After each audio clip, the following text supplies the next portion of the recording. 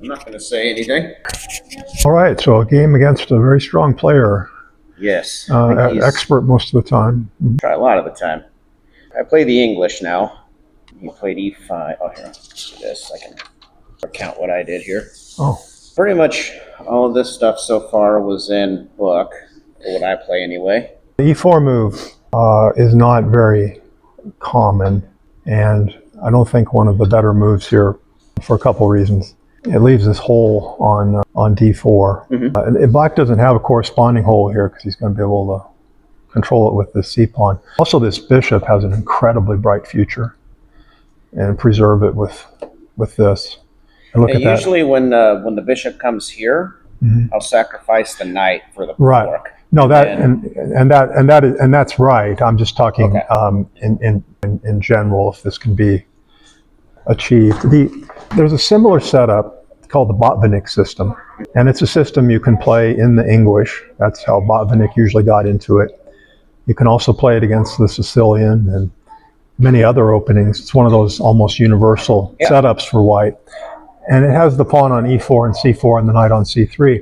But the knight goes here. And the reason that that's a little bit better is that you're going to be able to advance this f pawn, which is a pretty common I'll be honest, the Botvinnik was the first, when I first dabbled with the English, the Botvinnik system was the first one I kind of go with, and I still play it if they play g6. Right. I would go with the Botvinnik system if I were wanting to play these e4 and c4 combinations.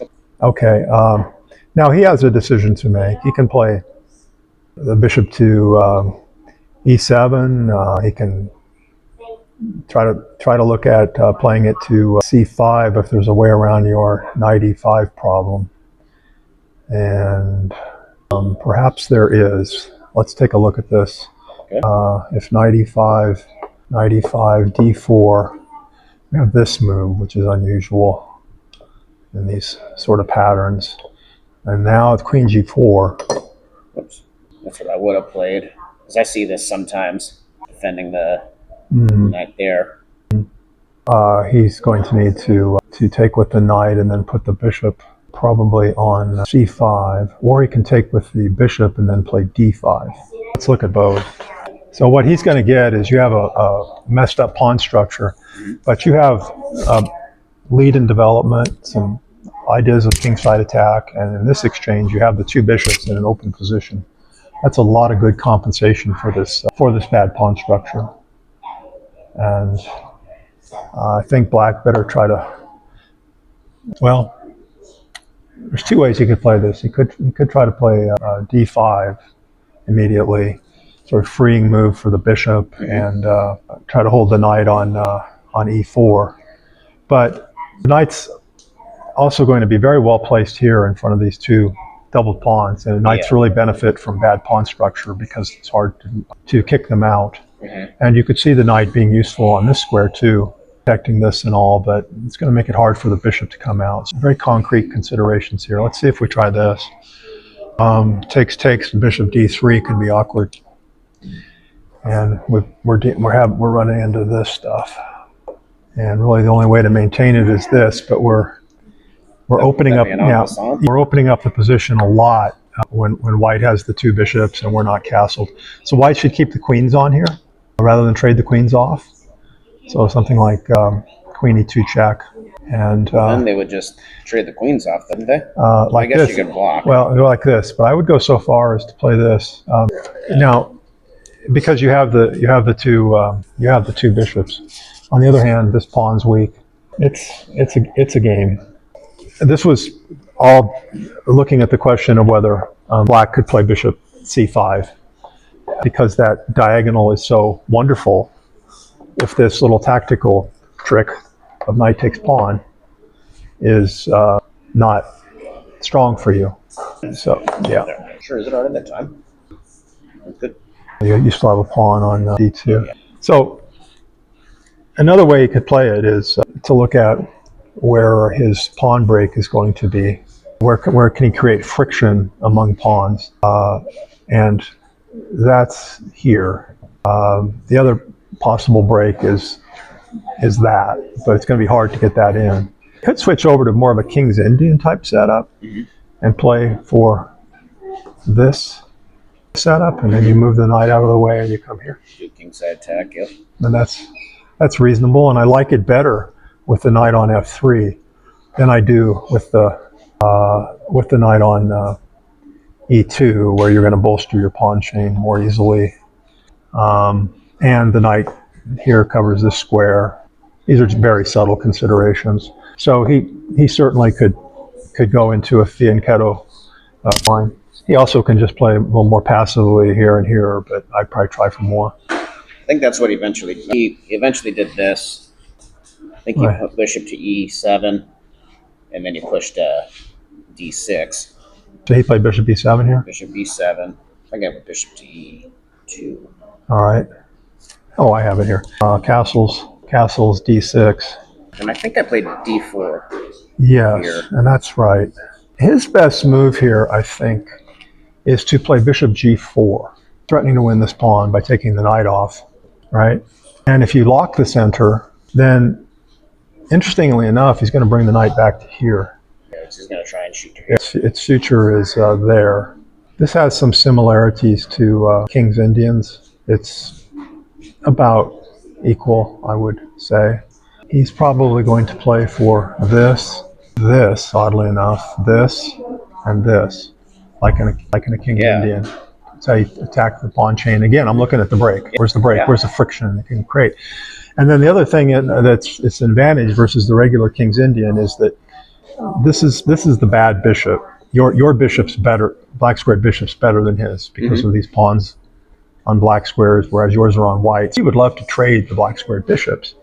And he's, in a lot of variations, he's going to be able to do it because when that knight's gone, then he just goes there, right? That's what I would recommend strategically for him, based on the pawn structure. Okay, if you close it, what are your other choices? Well, you could just try to maintain the current pawn structure by going there. I think that's what I did. I do think he came out here, and I do think I developed the other bishop. Yeah, it was no, that's not mine. It was bishop e3. I'm trying to go by memory, Jake. Oh no, you took the pawn first. Yeah, this eases his game a little bit. You have a space advantage a little bit, and what you're basically doing is you're trading this pawn for this pawn. This pawn's more advanced in the center than this pawn, so it's relinquishing your space advantage, and it's also freeing this bishop, which I think he missed a really good move and a couple moves, if I remember right, with this bishop. I'd have preferred if he'd have just gone there first, but it's not any significant advantage to speak of. He might even just take, queen takes. You have a little bit more space, but opposite colored bishops, no real weaknesses on his part. Your rooks are going to be strong in the center, though. I think I'd take white slightly there. But he took first, and then played bishop e3. Now here he missed a move. He took the knight. He's castle, by the way. Yeah. Now he took the knight, and you got into a pretty equal game as you saw. What he could have done here, which would have been very awkward for you, is play bishop here, threatening to win this pawn. And let's say you protect this pawn with queen c2. The idea of bringing your rook over too. You got to take it, and you have to recapture with the pawn, or you're going to lose this pawn. And so look how the pawn structure's terribly messed up, doubled isolated pawns, and black has an advantage here. Black has a definite advantage here. I'm with you. You could try to bail out by protecting. Well, no, it doesn't work either. The only other way to protect the pawn is with this, but he still just takes it. So very awkward. You try to protect it with that, right? But still, just take it. So you're gonna get the double isolated pawns no matter what. Oh, that's okay. I never use only pawns. That's what I think I went. What's the goal number 2? He took. No, there aren't any radically different alternatives. The question here is which pawn you should take with. Yeah. If you take with the e pawn like you did, this bishop is not as blocked as it would be here. But that might be a fairly ephemeral concern. I think from what I remember, right, is like if you take with the C pawn, it's more positional, and if you take with the E pawn, it's more tactical. Yeah, I mean, it depends on the position. But you're going to be able to play against this pawn on open file, right? And if he tries to protect it with that, right, natural. I mean, he's dropping the pawn at that point. Well, I'm just talking just conceptually. Okay. You're going to reposition this bishop either here or here, and then you're going to play. Then you're going to play this, and here it really makes sense to be playing to expand on the king side. Rook's over, try to enforce e5, that kind of thing. That's a very different game. He took, let's see, where was this here? You took this way. And this creates a completely different strategic game. You effectively have a 4-on-3 pawn majority here because this pawn's not back here, right? Now, this pawn can have some dynamism, so you have to blockade it like you did with the queen. You could reposition the bishop, but the bishop might have some future here. Usually you want to blockade with the lightest piece possible. Queens are notoriously not good blockaders. But that's more when in a situation too where the other side has a knight, because a knight can kick out a queen blockader here, right, really easily, or a rook blockader. These bishop kind of things. If you had the right color bishop in this situation, a bishop could kick a queen out, but he doesn't have it here. So the queen's not a horrible blockader here, and now you're going to play on this side of the board. You played on this side of the board. But this is the side of the board it's called for to be played on here because this is where you have your 4-on-3 majority. Even though the pawns are pointing that way? That's really not how to explain. That's really not the consideration here. Okay, how can I articulate that? That's more in a situation with interlocked pawn chains, and it's hard for me to articulate it. But if you just look at it from forgetting a consideration like that, what's your advantage? Your advantage is a 4-on-3 pawn majority, and this big space advantage on the queen side. And on the king side, you really don't have any advantage. And expanding with your pawns on the king side also creates some risk of exposing your king on the dark squares. And that didn't have to end up killing you at the end, but it is what did. Yeah. So you'd have been in full command here if this was probably fine, maybe 6 of one, half dozen of another. He played here first, right? Okay, so it's this position, it was your move. And you played queen d3. It's possible you just get going right away with b4. And this can get menacing. He has to figure out how to best restrain it. And if he swaps off a pair of rooks here, your queen having the A file, you might be able to get a little play down here. And if he plays here, I don't think you're worried about this because he just slides over in kind of a nifty way. But he is creating white squared weaknesses when you have a white squared bishop. Anyway, you can see why this would create some challenges for him. He definitely has to be on the defensive and restrain your 4-on-3 majority. He should be able to. But it's just ever tiny so much edge for white. So what you're saying is that when I see something like this, obviously I have more pawns on this side of the board than my opponent does, and so that because we don't have pawns interlocking everywhere, that should be a cue for me to even think about starting to expand. Yeah, you got the 4-on-3. Normally to get a 4-on-3 like that, you might have a situation where like out of a Caro-Kann or something, I don't know, black recaptured this way. Now you've got a 4-on-3, or you could possibly have a situation where this pawn is here and white has a 4-on-3. This is not a real common.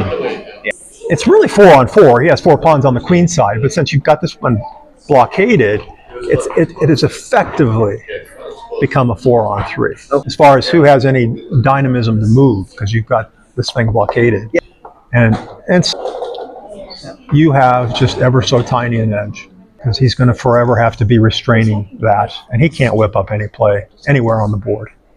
He's not going to be able to advance it's not going to be a threatening pass pawn, and he's certainly not going to attack on the king side no weaknesses to attack and everything. Okay. That's the way to kind of play it. Queen d6. He's restraining. I did have the idea of maybe, because when he did that, bringing the rook over here to pair the c-pawn. Exactly. And then he would have to play b6. It could end up going something like this. Now, would that be this? No, because that's not the one. It's maybe that. And then he would restrain it with this.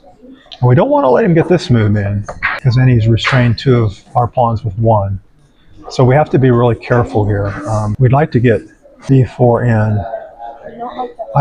I'd normally be looking for a way to sacrifice that pawn and then win it back with the queen and rook and be exposing this pawn, but he's always going to be able to defend it with his bishop, so not really going to have that. That's why it might have been important to get b4 in right away. Let's say you tried to play a3. This is a common theme, because you want to get b4 in, so he plays a5. Now, you'll see this in a million different kinds of positions. Your move here typically is b3 to prevent this move.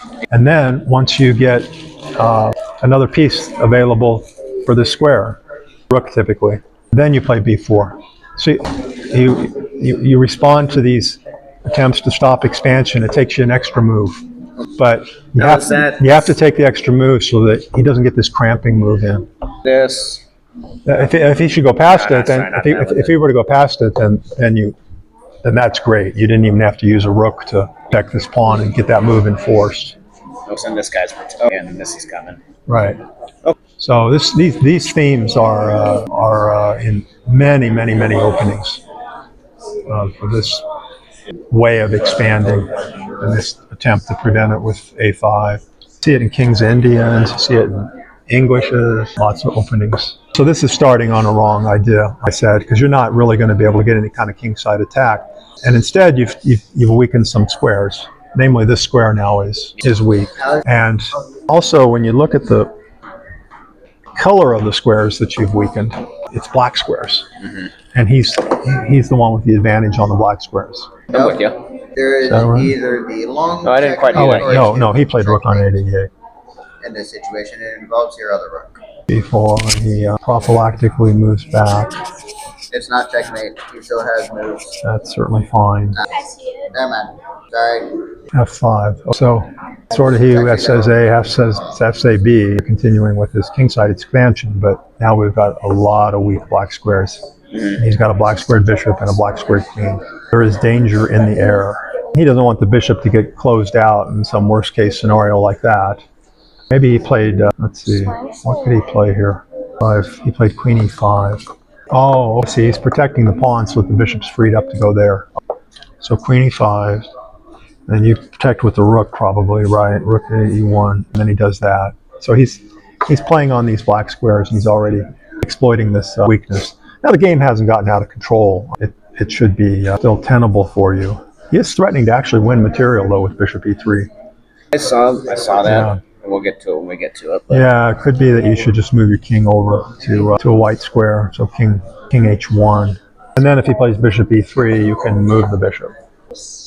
And his bishop ends up being the one that's pinned. And, the game's just, you're safe. And this game's really hard for anybody to win. But the temptation is to think that you have a discovered attack here. But he has that trick. After bishop g6, that's too bad. That's just a tactic. But I don't want to say it's a tactic that you're fine here if you take precautions, right? Yeah. The reason he has a tactic is because the black squares have been weakened and the king position's been weakened, and the tactic, fittingly enough, ended up being on that e3 square with the dark squared bishop. Tactics don't come out of nowhere. There's always been some positional thing to lead up to it. You took here, and then he took here, and then you played the bishop g6. After that, I don't think there's any real way to try to save the game, but let's take a look at how it played out. 2, and then fg. I think we're getting pretty close to being at the end. Yeah. How many more rounds are there? I think we're about done. Yeah, there's really no way to once he hold the game got now. We got to the end game, and I couldn't figure out how to stop this guy from promoting once he had the kings here, and I just because this guy was blockading me from backing up. And so once I got to that point, I couldn't see a way of stopping him from promoting. But you certainly got to a position where I bet he thought there's a high chance I'm going to not get anything more than a draw out of this game. It was hard to make progress. So, yeah. Well, I was happy with it. Well, thanks, Ron. You had a tiny little advantage in the early middle game there. At that point of the 4-on-3. I'll take it. Not enough that it was winning, but all the chances were yours. Exactly. Thank you. Sure.